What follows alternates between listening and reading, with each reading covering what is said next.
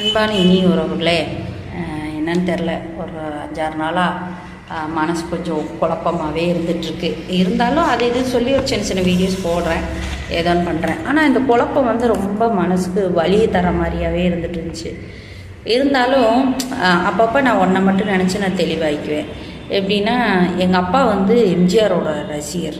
அது ரசிகர் மட்டும், தீவிர ரசிகர் மட்டும் இல்லாமல் ஏடிஎம்கேல இருந்தவர். சரிங்களா? இன்றைக்கி அப்பா இல்லை.